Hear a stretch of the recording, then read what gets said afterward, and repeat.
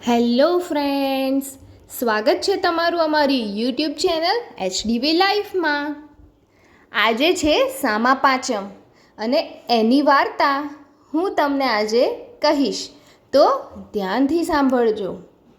સામા પાંચમ ભાદરવા સુદ પાંચમના દિવસે આવે છે. આ વ્રત કરનારે અધેડાનું દાંતણ કરવું, આમળાના ચૂરણથી કેશ ધોવા, શરીરે માટી ચોળીને નહાવું, સામો, કંદમૂળ, શાક, ફળફળાદી એ બધું ખાઈને આખો દિવસ વિતાવવો. બીજું કશું ખાવું નહીં.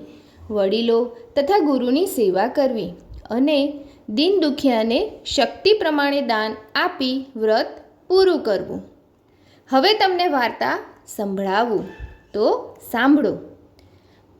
વૈદર્ભ દેશમાં ઉત્તાંક નામે એક બ્રાહ્મણ રહેતો હતો.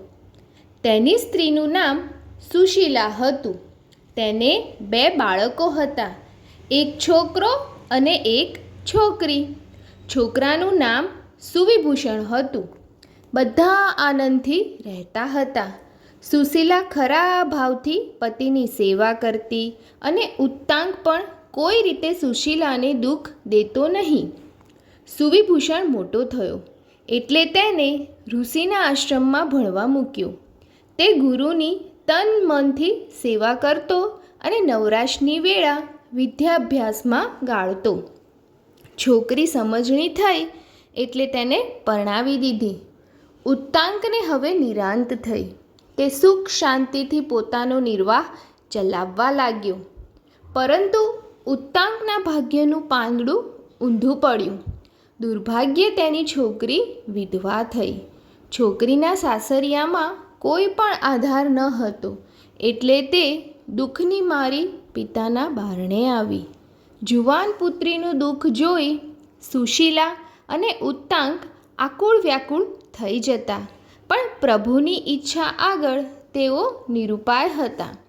સુવિભૂષણ વેદો, ઉપનિષદો અને સર્વ ધર્મશાસ્ત્રોમાં પારંગત થયો અને ગુરુની આજ્ઞા લઈને પોતાને ઘરે આવ્યો. એક દિવસે ઉત્તાંકે કહ્યું, બેટા, હવે તું મોટો થયો છે, ઘરબાર તારે સંભાળવાના છે. હવે અમારી એવી ઈચ્છા છે કે છેલ્લું જીવન ગંગા કાંઠે પ્રભુ ભજનમાં ગાળવું. બહેન પણ તારી સાથે આવવાની છે. પિતાની આવી ઈચ્છા જોઈ સુવિભૂષણે સંમતિ આપી અને ઘરનો બોજો સંભાળી લેવાની હા પાડી. ઉત્તાંક, સુશીલા અને વિધવા પુત્રી ત્યાંથી ગંગાજીએ જવા ચાલી નીકળ્યા. ગંગાના રમણીય તીરે આશ્રમ બાંધી રહેવા લાગ્યા. વિધવા પુત્રી માતા પિતાની સેવા ચાકરી કરી પ્રભુ ભક્તિમાં પોતાના દિવસો વિતાવવા લાગી. દૂર દૂરથી કેટલાય શિષ્યો ઉત્તાંક પાસે વિદ્યાભ્યાસ કરવા આવવા લાગ્યા. ઉનાળાના દિવસો હતા. પુત્રી બફારામાં કામકાજથી થાકી ગઈ હતી. સાંજની ઠંડકમાં આરામ લેવા તે એક ઝાડ નીચે પથ્થર ઉપર સૂઈ ગઈ અને ઘસઘસાટ ઊંઘવા લાગી. તે ભર ઊંઘમાં હતી. તેવામાં અચાનક તેના શરીરમાં અસંખ્ય કીડા પડી ગયા. એક શિષ્યની દ્રષ્ટિ તેના ઉપર પડી. પોતાના ગુરુની પુત્રીને આમ અર્ધનગ્ન દશામાં અસંખ્ય કીડાથી ખતબદતી જોઈ તેને કમકમાટી ઉપજી. તે દોડતો દોડતો આશ્રમમાં ગયો અને પોતાના ગુરુપત્ની સુશીલાને કહેવા લાગ્યો, માતાજી, બહેનના શરીરે અસંખ્ય કીડા તરફડી રહ્યા છે, જુઓ તો ખરા. થોડીવાર પછી શાંત ચિત્તે તેણે સમાધિ ચડાવી. સમાધિમાં તેણે પુત્રીના પૂર્વજન્મના કર્મો જોયા. આપણી પુત્રી આ પહેલાંના 7મે જન્મે બ્રહ્માણી હતી. એક વેળા તે રજસ્વલા ઋતુધર્મ ચૂકી વાસણ કૂસણ તથા ઘર વખરીને અડકી હતી. એના પાપે તેની આ દશા થઈ છે. વળી બીજી બાજુ છોકરીઓ જ્યારે સામા પાંચમનું વ્રત કરતી હતી ત્યારે તે જોવા ગઈ અને તેણે તેમની ઠેકડી કરી હતી. તે પાપે એ વિધવા થઈ. હે પ્રિય, જે પોતાનો ધર્મ ચૂકે અને બીજાની ધાર્મિક ભાવનાની ઉપેક્ષા કરે છે તેઓની આવી સ્થિતિ થાય છે. હે નાથ, જે વ્રતનો અનાદર કરવાથી આપણી પુત્રીની આ દશા થઈ શરીરમાં કીડા પડ્યા. એ વ્રત સી રીતે થાય? સુશીલાએ પૂછ્યું. ઉત્તાંક બોલ્યો, ભાદરવા મહિનાની અજવાળી પાંચમે સવારે વહેલા ઉઠી નાહી ધોઈને દીવો કરવો. દીવા આગળ ફળફળાદીનું નૈવેદ્ય કરવું. મહર્ષિ કશ્યપ, અત્રિ, ભરદ્વાજ, વિશ્વામિત્ર, ગૌતમ, જમદગ્નિ અને વશિષ્ઠ એ 7 ઋષિઓનું ધ્યાન કરવું. તેમની કથા સાંભળવી.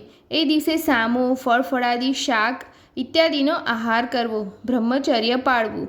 આ પ્રમાણે વ્રત કરવાથી રજસ્વલા ધર્મના ભૂલથી થયેલા દોષો નાશ પામે છે. આ લોક તથા પરલોકમાં સુખ મળે છે. ઉત્તાંકની વાત એની વિધવા પુત્રી ધ્યાનપૂર્વક સાંભળતી હતી. એ જ ઘડીએ એણે ઋષિ પંચમી સામા પાંચમનું વ્રત કરવાનો દ્રઢ નિશ્ચય કર્યો.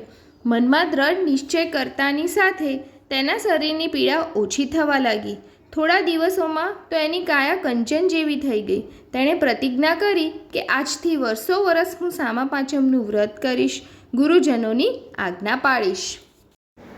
આજના આ ઋષિ પંચમી અને સામા પાંચમના નિમિત્તે બધા ઋષિઓને મારા ભાવપૂર્વક વંદન.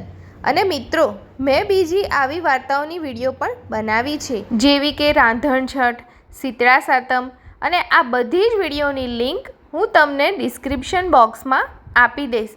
અને જો તમારે આવી વિડીયો જોતા રહેવું હોય તો અમારી ચેનલને લાઈક, શેર, સબસ્ક્રાઈબ જરૂરથી કરજો.